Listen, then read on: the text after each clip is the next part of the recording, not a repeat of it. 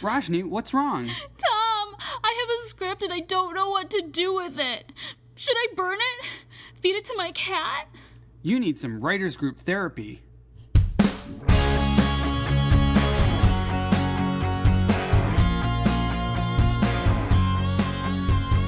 Hello and welcome to Writers Group Therapy. I'm Tom. And I'm Roshni. We're writers helping writers. Are you ready for your session? The doctors are in. So, one of the banes of my existence, rewriting. I know you've had a lot of fun times with that. I actually like rewriting. Once I get that first draft done, that's like the hard part, and then the rewriting's kind of more fun, I think, because you kind of really get to get deeper into the story and you get to understand the characters more, and you get to kind of really, you're excited because you just finished the first draft and you think, oh, this is cool, I got this whole thing done. But then as you start to rewrite it and polish it, it gets even better and better, and it gets more exciting, I think. I have a hard time with it sometimes because I get all the notes and I'm so excited, and then I just sort of lose steam. And it's one of those things I need to do it right away, because if I let it sit for a week, then I'm like, I don't understand what I wrote this about. So for me, it's kind of a pain because I have to make sure I carve a lot of time immediately to rewrite it. Yeah, I actually have been so busy with their other films that I have a stack. It's a folder full of scripts with notes on it that I haven't gone back to rewrite, like some going back, I think, a year at this point. But I've done a lot of rewrites for various projects. I did 12, I think I'm up to 12 rewrites on my paranormal thriller. And I did at least 7 or 8 rewrites for a big action sci-fi film I wrote that I actually had a producer. I spent years with this couple of different producers trying to get that made, which didn't actually happen. But it was interesting getting notes and doing rewrites for different people. Yeah, so that's an interesting thing, because I know for me, so far I've just taken my scripts to our writers group and done table reads and gotten feedback from other writers and actors who are like living those characters for the day. And so they're like, this is how I think the character would feel. But I know you've brought yours to producers and they've basically tried to rewrite the entire script. Yeah, on my big sci-fi action film, the producer had 7, 8 pages of notes. And at one point, he started writing like scenes out himself, which was a little scary because he'd never written anything before, actually. So he took it upon himself to show me what he thought the story should be. And at one point, he took 2 supporting characters and gave them a love story when they were just, one was the comic relief and one was, kind of actually supposed to be a love interest for a different character. So he created a love story for 2 supporting characters that didn't make any sense. And at one point, he wrote a new ending for the film that took place 3 months after the movie ended and had nothing to do with anything in the film. Oh, no.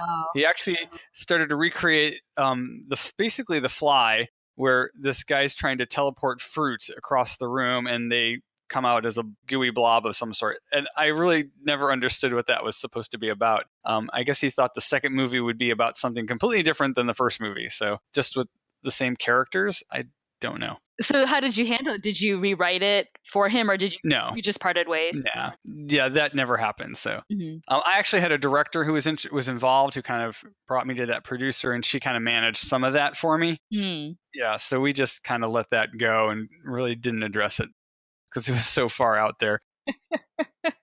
Which I think actually brings us to an interesting point. There's different types of notes and different types of rewrites. Like there's the rewrite that you do because you have to do your second draft. You've gotten notes from, other actors, other writers, etc. But then if you're at that level where you're bringing it to a studio, sometimes they want you to rewrite it because they need to finagle it in a way that it fits in their world or whatever. There's the kind of that producer thing where, do you know what I'm talking about? It's like marketing or something like that. Yeah. No, I do. No. There's You're not following a lot of times at that level, it's a business arrangement of sorts that they're trying to accommodate a certain actor. Like, oh, can the lead be a woman in her 30s instead of a guy in his 20s? Can one of the characters be Chinese so we can market it to the Chinese investors? Can you remove this subplot because it's too expensive? We're not going to have a budget for that. Those sorts of things. So it becomes more practical in that respect. It doesn't mean they don't like your film, but they've got their other realities they have to address from a business standpoint.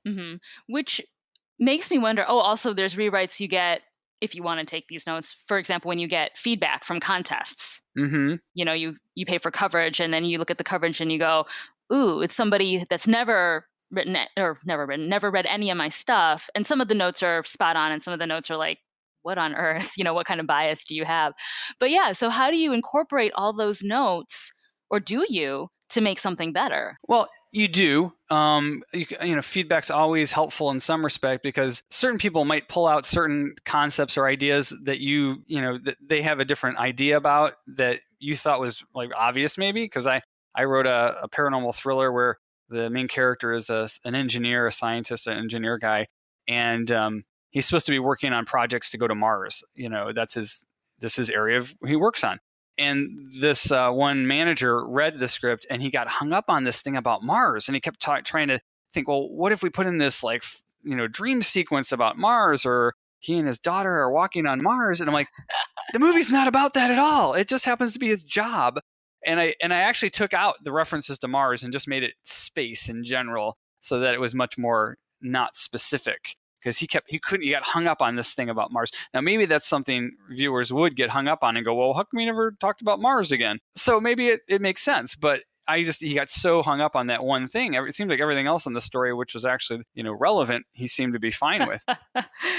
And then did you ever give him the rewrites? I did, but then I never heard back from him. So He was probably like, "Where was the Mars thing? I'm so sad. I'm so disappointed." yeah, I just, I solved the problem by removing the problem. Yeah, and rewriting. We have our writers group, so we give each other notes there, and that's very productive. So you get different notes at different points along the way. And I feel like those notes are some of the best notes when you work with other writers, because they're always really just interested in the story and not so much, kind of the business side of it and the practical side of it. Mm-hmm. And I kept being told like certain people would be cast in certain roles, so that affected like how I wrote things, because the characters would interact differently if you had a different actor in a certain role. So you have to watch out for that, because that can always throw a wrench in the works, especially like with love interests and that kind of stuff. If suddenly they're saying, well, we're going to use this actor and he's like 55 years old, and you had envisioned him as a 38-year-old actor, it's going to change everything. So Yeah. Yeah. yeah. Oh, that's funny. I was just thinking, like, you've got a 50-year-old actor and you're like, darn it, the love interest was like 21. And you're like, ew. Can't do that. There's been some movies like that too, Yeah. actually, Yeah.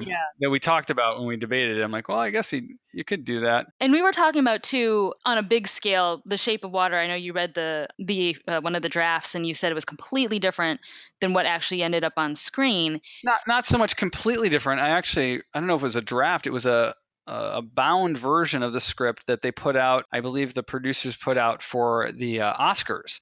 As for the screenwriting Oscar, they send out scripts like for your consideration. And as I was going through it, I noticed there were many scenes that were omitted. And I don't know if in Final Draft, the program most writers use to write scripts, or other programs, there's an option to take a scene and just kind of omit it. Like, okay, this scene is not being used anymore. So, and you don't delete it necessarily. It's kind of hidden in there if you ever want to go back to it, but it's omitted. And there were so many of these scenes, I was really intrigued by, what did Guillermo del Toro leave out? What did we miss? Or what did he rewrite?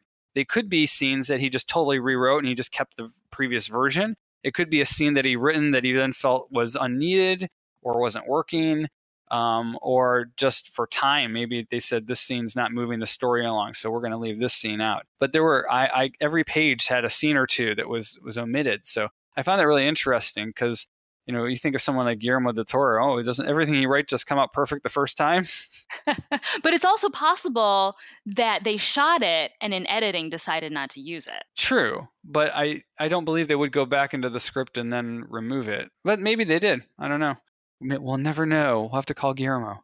Well, it's interesting because that made me think about, we did a short called Spouse Switch, which is a parody of Wife Swap, right? Is that the name of the show? Yeah. I can't even remember now. Wife Swap was Celebrity Wife Swap was the reality show. Yeah. And it's a very, film is very much a collaborative effort, even more so than I think recording in a studio, doing an album, because you stick pretty close to the original arrangement in recording an album. But with film, it's kind of like anything goes. And I know with that particular one, I had written a script and it was done a certain way. And then when we actually got on set, we just ad-libbed a ton of it. It was a lot of improv and we just sort of went off the rails and it was fun and it worked out really well.